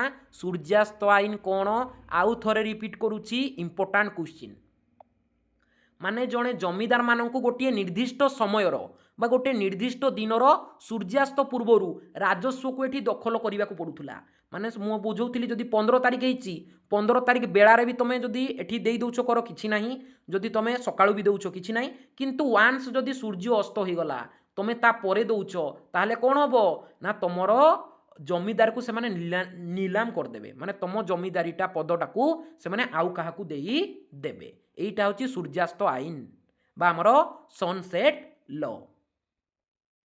तापरे देखो 6 नंबर पॉइंट एही व्यवस्था द्वारा चाषी माने सेमानक जमी उपरे अधिकार हराई थिले एवं जमीदार मानक द्वारा बहु मात्रा रे शोषित होउथिले ए व्यवस्थाटा द्वारा कौन होता ना चाषी माने सेमानक जमी उपरे अधिकार को हराउथिले एवं जमीदार मानक द्वारा बहु मात्रा रे एठी शोषित हेउथिले। तापरे एबेठी देखो 9 नंबर प्रश्न रयातवाली बंदोबस्त भेरी भेरी इंपोर्टाट क्वेश्चन रयातवाली बंदोबस्त कौन तो ये देख प्रथम पॉइंट ना यही व्यवस्था अर्थात यही रयातवाली व्यवस्थाटा 1820 मसीहा थॉमस मोनरो एवं आलेक्जांडर द्वारा मुख्यतः माद्राज बॉम्बे एवं आसाम रो किछि अंचल रे प्रचलित होई थिला। ये जो आमर रयातवाली बंदोबस्तटा बा रयातवाली आमर जो कर आदाय करिबा प्रणालीटा सेटा 1820 मसीह थॉमस मोनरो एवं आलेक्जांडर द्वारा मुख्यतः माद्राज बॉम्बे एवं आसाम रे किछि अंचल रे एटाकू आमर कोना प्रचलन करा जाई थिला।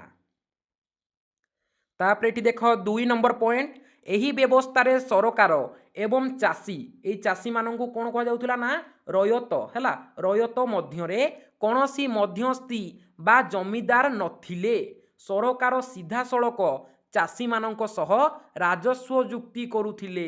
ये पॉइंटटा को एठी भलो से मन रख साधारण लोक मानक ठारू कर आदाय करुथिले जमीदार एई जमीदारंक ठारू कर नेउथिले आमर ब्रिटिश सरकार। तो ब्रिटिश सरकार कौन कले ये रयातवाली बंदोबस्ता रे ना ये जमीदार मानू से मझीरू हटाई देले ये मध्यस्थी मानू से हटाई देले सीधा सड़क चाषी आउ ब्रिटिश सरकार मध्य राजस्व कर आदाय को एठी कौन करागला ना राजस्व कर आदाय जुक्ति को एठी स्वाक्षर करा गला। मझिरे आउ कौनसी प्रकार आमर जो रहीगले जमीदार एसबू मध्यस्थी किछि रहिले नाही। तापरे एठी देख 3 नंबर पॉइंट चाषी बा रयातंकु जमीर मालिक भाव में स्वीकृति दिया जाइतिला आउ जमीदारंकर भूमिका एठी किछि रहिला नाही जड़े साधारण लोक मध्य से जमीर मालिक होइकी रही पारुथुला किंतु से जेउ पर्यंत खजना देउछि से पर्यंत से जमीर मालिक भाव में रहुथिला जदि से खजना न देई पारला ताहाले से आउ जमीर मालिक होई पारिबो नाही। गोटे साधारण लोक चाहिए ये जमीर मालिक हो पारिबो ताकू किना बिका मध्य करि पारिबो किंतु से ये जमीर खजनाटा दे पारुथुबा दरकार। सपोज मु एठी ये जमीर खजनाटा दे पारलिनी तो मोठू ये जमी को लेकिन से आउ काहाकू एठी देई देउ थिले। तापरे एठी देख 4 नंबर पॉइंट जमीर गुणवत्ता एवं चाषर क्षमता अनुजाई राजस्व निर्धारण करा जाउथिला एहा चिरस्थायी नथिला प्रति 20 रु 30 वर्ष मध्य यह पुनः माने समीक्षा करा जाऊ थिला। माने चिरस्थायी बंदोबस्त आमर कौन थिला ना तुम फसल भल हो बा खराब हो तुमर जिते भलटी फसल होता ना जिते खराब फसल होता से माने गोटे निर्दिष्ट आकार राजस्व नौथिले किंतु आमर रयातवाली बंदोबस्त कौन होता ना आमर चाषर परिमाण आउ जमीर गुणवत्ता को देखिकी राजस्व कर को एठी निर्धारित करा जाऊ थिला एवं प्रति 20 रु 30 वर्ष परे पुनः समीक्षा करा जाऊ थिला। तापरे देख 5 नंबर पॉइंट यही व्यवस्था रे खजनार हार बहुत अधिक थिला प्राय 50 रु 60%। माने सपोज एठी जदि जने 100टा बस्ता गोटे आमर जमीरू से लाभ करुची ए 100टा रु 50टी नले 60टी बस्ता धान से खाली कर आकार रे दबो माने मात्र आउ 40टी किंबा ता पाखरे 45टी धान बस्ता रहिला संपूर्ण वर्ष पाई। जदि चाषी माने खजना देई पारु नथिले तेबे तांको जमीरू तांको बेदखल करि दिया जाऊ थिला। टिके पूर्व मु कहूची से माने जमीर मालिक होइकी रहुथिले किंतु केते पर्यंत ना जे पर्यंत से माने खजना देउछंती मासकु मास जे खजनाटी देउची से पिला माने से ठीक भाव रे ठीक कोन ना जमीर मालिक रूप रे रहुथिला जे खजना देई पारु नथिला ताकू कोन करा जाउथिला ना तांको जमीरू तांको बेदखल करि दिया जाऊ थिला। तापरे देख परवर्ती पॉइंट जमीदार नथिले मध्य सरकार निजे जणे बड़ जमीदार परी व्यवहार करुथिले अधिक खजना पाई चाषी माने अनेक समय रे महाजन मानक ठारू ऋण नहीं ऋणग्रस्त होई पड़ुथिले। माने एठी आमे मानिबा जे कोनोसी जमीदार नथिले किंतु सरकार निजे जणे एठी बड़ जमीदार ही साधारण लोक मानकू शोषण करुथिले ओ एई शोषण रु रक्षा पाइबा पाई आ निज जमी को एठी बंचेबा पाई महाजन मानक ठारू साधारण लोक एठी ऋणग्रस्त हेउ थिले। तापरे एबे एठी देख 10 नंबर प्रश्न क्रिप्स मिशन कौन। क्रिप्स मिशन कहिला आमे एठी कौन बुझिबा ना द्वितीय विश्वयुद्ध समय रे 1942 ମାର୍ଚ୍ଚ ମାସରେ ବ୍ରିଟିଶ ପ୍ରଧାନମନ୍ତ୍ରୀ ୱିନଷ୍ଟନ୍ ଚର୍ଚ୍ଚିଲ୍ ଓ ସାର୍ ଷ୍ଟାଫୋର୍ଡ କ୍ରିପ୍ସଙ୍କ ନେତୃତ୍ୱରେ ଏହି କ୍ରିପ୍ସ ମିଶନକୁ ଭାରତକୁ ପଠାଗଲା। ଭଲ ସେଠି ମନେ ରଖନା, ଦ୍ୱିତୀୟ ବିଶ୍ୱଯୁଦ୍ଧ ସମୟରେ 1942 ମାର୍ଚ୍ଚ ମାସରେ ବ୍ରିଟିଶ ପ୍ରଧାନମନ୍ତ୍ରୀ ୱିନଷ୍ଟନ୍ ଚର୍ଚ୍ଚିଲ୍ ଓ ସାର୍ ଷ୍ଟାଫୋର୍ଡ କ୍ରିପ୍ସଙ୍କ ନେତୃତ୍ୱରେ এই যে ଆମର ମିଶନ ରହିଛି କ'ଣ ନା କ୍ରିପ୍ସ ମିଶନକୁ ଭାରତକୁ ପଠାଯାଇଥିଲା। କାହିଁକି ପଠାଯାଇଥିଲା ପିଲାମାନେ? ନା ଦ୍ୱିତୀୟ ବିଶ୍ୱଯୁଦ୍ଧରେ ଜାପାନର ଅଗ୍ରଗତିକୁ ରୋକିବା ପାଇଁ ଭାରତୀୟମାନଙ୍କ ସମ୍ପୂର୍ଣ୍ଣ ସହଯୋଗ ଏବଂ ସମର୍ଥନ ହାସଲ କରିବା ଏହାର ମୁଖ୍ୟ ଲକ୍ଷ୍ୟ ଥିଲା। କାହିଁକି କ୍ରିପ୍ସ ମିଶନକୁ ଭାରତକୁ ପଠାଯାଇଥିଲା ରେ ପିଲାମାନେ? କାରଣ ଦ୍ୱିତୀୟ ବିଶ୍ୱଯୁଦ୍ଧରେ ଜାପାନର ଅଗ୍ରଗତିକୁ ରୋକିବା ପାଇଁ ଭାରତର ସାହାଯ୍ୟ ଦରକାର ଥିଲା। ତ ଭାରତୀୟମାନଙ୍କ ସମ୍ପୂର୍ଣ୍ଣ ସହଯୋଗ ଓ ସମର୍ଥନ ହାସଲ କରିବା ପାଇଁ କ୍ରିପ୍ସ ମିଶନକୁ ଭାରତକୁ ପଠାଯାଇଥିଲା। ତାପରେ ଦେଖ 3 ନମ୍ବର ପଏଣ୍ଟ, କ୍ରିପ୍ସ ପ୍ରସ୍ତାବ ଦେଇଥିଲେ ଯେ ଯୁଦ୍ଧ ଶେଷ ହେବା ପରେ ଭାରତକୁ ଡୋମିନିଅନ ଷ୍ଟାଟସ୍ ବା ସୀମିତ ସ୍ୱାଧୀନତା ଦିଆଯିବ, ଯେଉଁଥିରେ ଭାରତ ବ୍ରିଟିଶ ସାମ୍ରାଜ୍ୟ ଅଧୀନରେ ରହିବ। ମାନେ ଏପରି ଆଉ ମାନେ ସମ୍ପୂର୍ଣ୍ଣ କଣ୍ଟ୍ରୋଲ ନିଜ ହାତରେ ନିଆଯିବ ନାହିଁ ବ୍ରିଟିଶ ସରକାରଙ୍କ ଦ୍ୱାରା। ସେମାନେ ସୀମିତ ସ୍ୱାଧୀନତା ଭାରତୀୟମାନଙ୍କୁ ଏଠି ପ୍ରଦାନ କରିଦେବେ। ଏହିପରି ପିଲାମାନେ ସେ କହିଥିଲେ କ୍ରିପ୍ସ ମିଶନରେ ଭାରତୀୟମାନଙ୍କୁ। ତାପରେ ଏଠି ଦେଖ 4 ନମ୍ବର ପଏଣ୍ଟ, ଯୁଦ୍ଧ ପରେ ଭାରତ ପାଇଁ ଏକ ନୂତନ ସମ୍ବିଧାନ ତିଆରି କରିବା ପାଇଁ ନିର୍ବାଚିତ ସମ୍ବିଧାନ ପ୍ରଣୟନ ସଭା ଗଠନ କରାଯିବ ବୋଲି ପ୍ରତିଶ୍ରୁତି ଦେଇଥିଲେ। ମାନେ ଯେତେବେଳେ ଯୁଦ୍ଧଟା ସରିଯିବ, ଯୁଦ୍ଧ ପରେ ଭାରତ ପାଇଁ ଗୋଟିଏ ନୂତନ ସମ୍ବିଧାନ ତିଆରି କରାଯିବ ବୋଲି ମାନେ ବ୍ରିଟିଶ ସରକାର ଭାରତୀୟମାନଙ୍କୁ ପ୍ରତିଶ୍ରୁତି ଦେଲେ। ତାପରେ ଦେଖ 5 ନମ୍ବର ପଏଣ୍ଟ, ଏହି ପ୍ରସ୍ତାବରେ କୁହାଯାଇଥିଲା ଯେ ଯଦି କୌଣସି ପ୍ରଦେଶ ନୂତନ ସମ୍ବିଧାନକୁ ଗ୍ରହଣ କରିବାକୁ ଚାହିଁବେ ନାହିଁ, ତେବେ ସେମାନେ ନିଜର ପୃଥକ ସମ୍ବିଧାନ ଗଠନ କରିପାରିବେ। ଏହା ପରୋକ୍ଷରେ ପାକିସ୍ତାନ ଗଠନର ସଂକେତ ଥିଲା।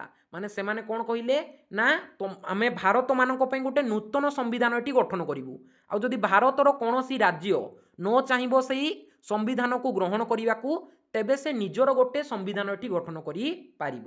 ଏହା କାହାର ସଂକେତ ଥିଲା? ନା ପାକିସ୍ତାନ ଗଠନର ଗୋଟିଏ ସଂକେତ ଥିଲା। ତାପରେ ଦେଖ ଆମର 6 ନମ୍ବର ପଏଣ୍ଟ, ଗାନ୍ଧିଜୀ ଏହି ପ୍ରସ୍ତାବକୁ ଏକ ପଛୁଆ ତାରିଖ ଚେକ୍ ବୋଲି କହି ପ୍ରତ୍ୟାଖ୍ୟାନ କରିଥିଲେ। କଂଗ୍ରେସ ଏବଂ ମୁସଲିମ ଲିଗ ଉଭୟ ଏହାକୁ ଅସ୍ୱୀକାର କରିବାରୁ ଏହି ମିଶନ ବିଫଳ ହୋଇଥିଲା। ମାନେ ସେ କ'ଣ କହିଥିଲେ ନା ଆମକୁ ଯେ ତମେ ସାହାଯ୍ୟ କର ଭାରତୀୟ ଲୋକମାନେ, ଆମେ ଜାପାନକୁ ଯେତେବେଳେ ହରିସାରିବେ ଯୁଦ୍ଧରେ, ତ ସେ ଆମକୁ ଏଠି କିଛି ସୁବିଧା ସୁଯୋଗ ଦେବେ ଓ ସେ ଆମ ପାଇଁ ଗୋଟେ ନୂତନ ସମ୍ବିଧାନ ପ୍ରଣୟନ କରିବା ପାଇଁ ମଧ୍ୟ ଏଠି କହିଥିଲେ। କିନ୍ତୁ ସେ ଯେଉଁ କହିଲେ ଯେଉଁ ଷ୍ଟେଟ୍ଟା ଆମର ସମ୍ବିଧାନଟା ଗ୍ରହଣ କରିବା ପାଇଁ ନ ଚାହିଁବ, ସେ ନୂତନ ତାର ନିଜର ଗୋଟେ ସେ ସମ୍ବିଧାନ ଗଠନ କରିପାରିବ, ଯେଉଁଟାକି ଗାନ୍ଧିଜୀ ଏଠି ବିରୋଧ କରିଥିଲେ। ଏବଂ କଂଗ୍ରେସ ଏବଂ ମୁସଲିମ ଲିଗ এই ଦୁଇ ଜଣ ସାରା ମୁଖ୍ୟ ରାଜନୈତିକ ଆମର ଯେଉଁ ସଂଘ ଥିଲେ, ସେମାନେ ମଧ୍ୟ ଏଇ ପ୍ରସ୍ତାବକୁ ମନା କରିଥିଲେ, ଯାହାଫଳରେ କି ଆମର ଏଇ କ୍ରିପ୍ସ ମିଶନଟା ଏଠି ବିଫଳ ହୋଇଥିଲା। ତାପରେ ଏଠି ଦେଖ 11 ନମ୍ବର ପ୍ରଶ୍ନ, ସନ୍ନ୍ୟାସୀ ବିଦ୍ରୋହ। ସନ୍ନ୍ୟାସୀ ବିଦ୍ରୋହ କ'ଣ ପିଲାମାନେ? ଏଠି ଭଲସେ ଦେଖ ନା ଏହି ବିଦ୍ରୋହ ବା ସନ୍ନ୍ୟାସୀ ବିଦ୍ରୋହ ପ୍ରାୟ 1763 ମସିହାରେ ଆରମ୍ଭ ହୋଇ 1800 ମସିହା ପର୍ଯ୍ୟନ୍ତ ବଙ୍ଗ ବିହାର ଅଞ୍ଚଳରେ ଚାଲିଥିଲା। ଏହି ସନ୍ନ୍ୟାସୀ ବିଦ୍ରୋହଟା 1763 ମସିହାରେ ଆରମ୍ଭ ହୋଇ 1800 ମସିହା ପର୍ଯ୍ୟନ୍ତ ବଙ୍ଗ ଓ ବିହାର ଅଞ୍ଚଳରେ ଏଠି ଚାଲିଥିଲା। 1770 ମସିହାରେ ବଙ୍ଗରେ ପଡ଼ିଥିବା ଭୟଙ୍କର ଦୁର୍ଭିକ୍ଷ ଏବଂ ବ୍ରିଟିଶ ସରକାରଙ୍କ କଠୋର ରାଜସ୍ୱ ଆଦାୟ ନୀତି ଯୋଗୁଁ ଲୋକେ କ'ଣ କରୁଥିଲେ ନା ଅତିଷ୍ଠ ହୋଇପଡ଼ିଥିଲେ। 1770 ମସିହାରେ ବଙ୍ଗଠାରେ ଗୋଟିଏ ଆମର କ'ଣ ନା ଭୟଙ୍କର ଦୁର୍ଭିକ୍ଷଟିଏ ପଡ଼ିଥିଲା। ତ ବ୍ରିଟିଶ ସରକାରଙ୍କ କଠୋର ରାଜସ୍ୱ ନୀତି, ଅଲରେଡ଼ି ବଙ୍ଗରେ କ'ଣ ନା ବଙ୍ଗରେ ଦୁର୍ଭିକ୍ଷ ପଡ଼ିଛି, ତ ଲୋକମାନେ ନିଜେ ଖାଇବାକୁ ପାଉନାହାନ୍ତି, ରାଜସ୍ୱ କେଉଁଠୁ ଆଣିକି ଦେବେ ଇଂରେଜ ସରକାରଙ୍କୁ? ତ ସେମାନେ ଯେଉଁ ଅତ୍ୟଧିକ ବାଧ୍ୟ କଲେ, ଲୋକମାନଙ୍କ ପରିସ୍ଥିତି ଏଠି ଶୋଚନୀୟ ହୋଇପଡ଼ିଲା। ମାନେ ନିଜେ ତ ଖାଇବାକୁ ଏଠି ଠିକ୍ସେ ପାଉନାହାନ୍ତି, ସେମାନେ କର କେଉଁଠୁ ଦେବେ? ଟ୍ୟାକ୍ସକୁ ଏଠି ଆଣିକି କେଉଁଠୁ ଦେବେ? ଇଂରେଜ ସରକାରଙ୍କୁ। तो से लोक मैंने कौन ना असंतोष एटी भाव प्रदर्शन कले। तापर देख 3 नंबर पॉइंट, हिंदू सन्यासी एवं मुस्लिम फकीर माने विभिन्न तीर्थस्थान भ्रमण करुथिबा बेले ब्रिटिश सरकार सेमानंक उपरे तीर्थयात्री कर लगाई देइथिले एवं सेमानंक गतिविधि उपरे कटकणा जारी करुथिले। गोटे कथाटी भल से मन रखिबो, ब्रिटिश सरकार बा इंग्रेज माने आमर हिंदू सन्यासी मुस्लिम फकीर मानंकु टोटाली एठी पसंद करनथिले। से माने कोन भाबुथिले एमाने होचंती गोटे बेकारिया गोष्ठी, काम धंदा किछि नाही, खाली भिक मागी कि खाउछंती बुलुछंती, सेमानंकर काम नाही, कर्म निष्ठुरता गोष्ठी बोली इंग्रेज सरकार एठी आमर हिंदू सन्यासी और मुस्लिम फकीर मानंकु एठी भाबुथिले। तो कौन करा जाइथिला, सेमाने जो विभिन्न तीर्थ स्थान सब जो जाउथिले तो तीर्थकर एठी सब लगेई दिया जाइथिला आमर हिंदू सन्यासी और मुस्लिम फकीर मानंक उपरे। आउ सेमानंक गतिविधि को एठी कौन ना संदेह दृष्टि देखिथिले ब्रिटिश सरकार। एथिरे दश नामी संप्रदायर सन्यासी, मादरी संप्रदायर फकीर, बेकार होई जाइथिबा सैन्य एवं आमर कना निर्यातित चाषी माने हैला, निर्यातित चाषी एकाठी होई ब्रिटिश सरकार विरुद्ध रे लड़ी थिले। माने आमर हिंदू सन्यासी संप्रदाय आउ आमर कना फकीर संप्रदाय आउ बेकार होई पड़िथिबा सैन्य एवं चाषी माने मिसिकी ब्रिटिश सरकार विरुद्ध रे एई सन्यासी विद्रोह को करी थिले। तापरे एबेठी देख 5 नंबर पॉइंट, विद्रोही माने ब्रिटिश फैक्ट्री एवं सरकारी कोषगार उपरे आक्रमण करुथिले। सेमाने मुख्यतः गोरिला युद्ध करुथिले। मु टिके पूर्व बुझेइछि, गोरिला युद्ध कहिले कोन ना लुचि छपिकी जोटा को आक्रमण करिबा कुआ जाय, माने सेमाने सामना सामनी युद्ध करिवेनी, लुचि छपिकी आक्रमण करिवे, पुणी सेमाने गोटे जगार एठी लुचिकी रही जिवे, सेही युद्ध को कुहा जाए गोरिला युद्ध। तो ये जो आमर सन्यासी विद्रोह रे विद्रोही माने कौन करुथिले ना ब्रिटिश फैक्ट्री को एठी जाउथिले एवं सरकारी कोषगार को ऊपर सब आक्रमण करिकी ताकू लुंठन करुथिले एवं सेमाने गोरिला युद्ध को एठी आपणैथिले, माने लुचि छपिकी एठी सेमाने आक्रमण करुथिले। तापर देख 6 नंबर पॉइंट, प्रसिद्ध लेखक बंकिम चंद्र चटर्जी उपन्यास आनंद मठ एही सन्यासी विद्रोह उपरे आधारित, जेउथिरे आमर जातीय गीत वंदे मातरम स्थान पाइछि। भेरी भेरी इंपोर्टेंट पिला माने एटा भलो से एठी मने रख ना, आमर बंकिम चंद्र चटर्जी एटा को नोट करिकि लिखि थाओ, एमसीक्यू रे आसे। बंकिम चंद्र चटर्जी आनंद मठ पुस्तक को रचना करिथिले। एई आनंद मठ पुस्तक रे कोन वर्णना होइकि अछि ना सन्यासी विद्रोह विषय एठी वर्णना होइकि अछि। भेरी भेरी इंपोर्टेंट क्वेश्चन। तापर एठी देख 12 नंबर प्रश्न, इरम गुलिकांड। मु टिके पूर्व तुमको एठी आलोचना रे कहितिली ना जालियानावाला बाग हत्याकांड हैला, सेटा हितला हमर पंजाब रो अमृतसर रे, आउ हमर ओडिसा रे हितला इरम गुलिकांड। दुईटी सारा पिला माने सेम, बास पिला माने हमर जालियानावाला बाग हत्याकांड रे कोना अधिक लोक एठी टिके मृत्युवरण करिथिले। ओडिसा रो जो इरम रे हितला एहा को हमें रक्त तीर्थ बोली कहूचु, एठी मध्य बहु परिमाण लोक मृत्युवरण करिथिले। तोड़ी देख प्रथम पॉइंट, ओडिशार भद्रक जिलार इरम ठारे 1942 मसीहा सेप्टेम्बर 28 तारिख रे एही भयंकर गुलिकांड घटिथिला। भल से एठी मने रख ना, ओडिशार भद्रक जिलार इरम ठारे 1942 मसीहा सेप्टेम्बर 28 तारिख रे एही भयंकर गुलिकांड एठी घटिथिला।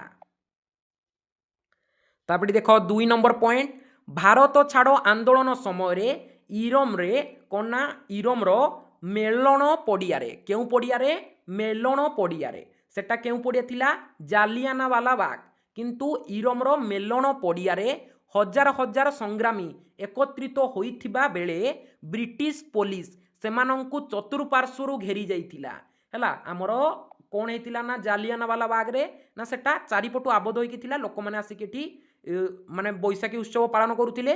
तो सही समय कौन है ना ब्रिटिश सरकार जनरल डायर आसिक गुली चालना कले, किंतु इरम रे कौन हेतिला ना चारि पाखरु घेरी गले पुलिस माने लोक मानकु एठी चारि पाखरु घेरी जाइकि गुली वर्षण करी थिले।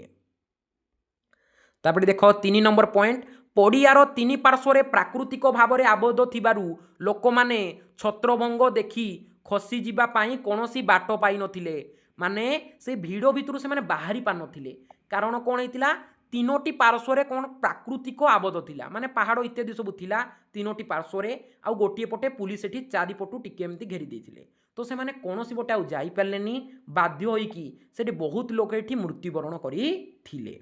तापरे एबे एठी देखो 4 नंबर पॉइंट ब्रिटिश बाहिनीर निर्मम गुली चालना फल सेठारे 29 जन संग्रामी शहीद होइथिले एवं अनेक आहत होई जाइथिले।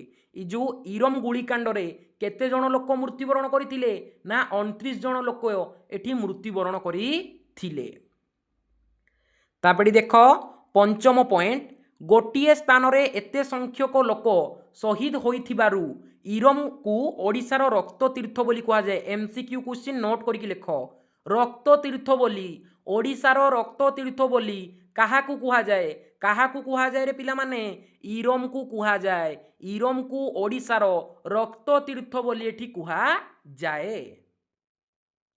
तापरे देखो 6 नंबर पॉइंट जालियानावाला बाग हत्याकांड सह समान थिबारु एहाकू ओडिशार द्वितीय जालियानावाला बाग मध्य कुहा जाए। भलो सेठी मन रख जालियानावाला बाग हत्याकांड सह समान होइथिबारु एई इरम गुलिकांड को द्वितीय जालियानावाला बाग बोली मध्य एठी कुहा जाए। विशेष करिकि तमर एठी प्रश्न आसे जे रक्त तीर्थ काहाकू कुहा जाए ओडिशार रक्त तीर्थ काहाकू कुहा जाए। इंपोर्टेंट एमसीक्यू नोट करके एठी लिख रक्त तीर्थ काहाकू कुहा जाए पिला माने ना आमर इरम को रक्त तीर्थ कुहा जाए ओडिशार। तापरे देख 13 नंबर प्रश्न द्वितीय गोलटेबुल बैठक है ये द्वितीय गोलटेबुल बैठक कौन एबेठी भल से तुम देख ना द्वितीय गोलटेबुल बैठक 1931 मसीहा सेप्टेम्बर रु डिसेम्बर पर्यंत इंग्लैंड रे बा लंडन ठारे अनुष्ठित होइथिला। এই দ্বিতীয় গোলটেবুল বৈঠকটা 1931 মସିହା সেপ্টেম্বর রু ডিসেম্বর পর্যন্ত লন্ডনরে অনুষ্ঠিত হইছিলা। গান্ধী ইউরিন যুক্তি পরে ভারতীয় জাতীয় কংগ্রেস পক্ষরু একমাত্র প্রতিনিধি ভাবে মহাত্মা গান্ধী এঠারে যোগ দেইथिले। केवल पिला माने भारतीय जातीय कांग्रेस रु जणे लोक एठी जोग देइथिले से होउछंती महात्मा गांधी। एही सम्मिलनी रे भारतर भविष्यत सांविधानिक संस्कार एवं स्वत शासन विषय रे आलोचना करा जाइथिला। ए जो द्वितीय गोलटेबुल बैठक रे भारतर भविष्यत आउ आमर कोना भारतर भविष्यत संविधान संस्कार विषय रे आलोचना करा जाउथिला। एथिरे दलित श्रेणी पाई पृथक निर्वाचन मंडली दाबी को नहीं गांधीजी एवं डॉक्टर बी आर आंबेडकर मध्य मतभेद देखा देइथिला। माने डॉक्टर बी आर आंबेडकर है आउ गांधीजी मध्य एटी टिके मतभेद देखागला कहीं ना पृथक निर्वाचन मंडली दाबी को नहीं। भारतीय मानक सुविधा पाई किछि मत रखिथिबारु महात्मा गांधी को सम्राट पंचम चर्च धमक देइथिले जे से भारत को बोमारे उड़ाई देबे और विंस्टन चर्चिल गांधीजी को अर्धनग्न फकीर बोली एठी कहिथिले हैला। भलो सेठी मन रख विंस्टन चर्चिल गांधीजी को कौन कहिथिले अर्धनग्न फकीर बोली कहिथिले। आउ आमर सम्राट पंचम चर्च गांधीजी को कौन कहिथिले ना से भारत को एठी मेसिन गन और बोमारे उड़ाई देबे। तापरे देख आमर शेष पॉइंट ना शेषरे गांधीजी निराश होई भारत फेरिले एवं पुनर्बार कौन कले ना आमर आईन मान्य आंदोलन आरंभ करने एटी कहिथिले। तापरे देख 14 नंबर प्रश्न शेष प्रश्न पिला माने यूनिटी 4 रो 3 मार्क क्षेत्र रे खोर्धा विद्रोह जोटाकू कि कौन कुहा जाउची पाइक विद्रोह बोली मध्य एटी कुहा जाउची। भलो सेटाकू मन रख खोर्धा विद्रोह बा पाइक विद्रोह हैला। तो देखो आमर प्रथम पॉइंट 1817 मसीह ब्रिटिश शासनर अन्याय और शोषण विरुद्ध रे खोर्धा माटीरू एही प्रथम सशस्त्र जन आंदोलन आरंभ करिथिले। एही विद्रोहर मुख्य नेतृत्व नैथिले खोर्धा गजपति सेनापति बक्सी जगबंधु नैथिले नेतृत्व खोर्धा विद्रोह बा पाइक विद्रोहर। ब्रिटिश मानक द्वारा पाइकों निष्कासन जमी छड़ाई नहीं एवं लुण उपरे अत्यधिक कर लगाइबा एही विद्रोहर मुख्य कारण। काहींकी पिलामाने हेइथिला एही विद्रोहटी कारण कौन थिला ना कौन करा जाइथिला ब्रिटिश माने पाइक मानंको कौन ना जमी को छड़ाई नहीं और लुण उपरे अत्याधिक से टैक्स लगे देइथिले जा फल कि से बाध्य होइथिले आमर पाइक विद्रोह बा खर्दा विद्रोह करिबा पाई। खर्दा विद्रोह कहले जा पाइक विद्रोह कहले ताहा। एथिरे खर्दार पाइक मानंक सह कंद संप्रदायर लोके एवं साधारण जनता एकजुट होई इंग्रेज मानंक नाकेदम करि देइथिले। से माने गोरिला प्रणाली एठी युद्ध करुथिले। विद्रोही माने पुरी पिपिली बाणपुर भली अंचल रे ब्रिटिश मुक्त करिबा सह सरकारी कार्यालय गुड़िक एठी पोड़ी देइथिले। अनेक ऐतिहासिक एही विद्रोह को भारतर प्रथम स्वाधीनता संग्राम भावे अभिहित करती जहाँ 1857 सिपाही विद्रोहर बहु पूर्वर घटीथिला। माने सिपाही विद्रोह पूर्वर पाइक विद्रोहटा होइथिला। माने साधारण आदिवासी लोक माने हैला बुझी पारछो ना नहीं साधारण आदिवासी लोक माने पाइक लोक माने गोरिला युद्ध करिकी इंग्रेज माननकु एठी नाकेदम करि देइथिले। आमर 1857 मसीहा सिपाही विद्रोह बहुत पूर्वर ही एटी पाइक विद्रोह बा खर्दा विद्रोहटी अनुष्ठित हो सारी थिला। तो बास पिला माने एतिकी क्वेश्चन को एटी कंप्लीट कर दियो डेफिनेटली भाव में तुम एटी बेटर मार्क आसीबो। मु कहिथिली पिला माने दीटा यूनिट को टार्गेट करो यूनिट 2 आउ यूनिट 4 दीटी सारा यूनिट रु पिला माने मु तुमको 3 मार्क क्वेश्चन एटी प्रोवाइड करी देइछि। आ मु ट्राई करछि पिला माने तमरो यूनिट 3 रो एटी 3 मार्क क्वेश्चन को आनिबा पाई।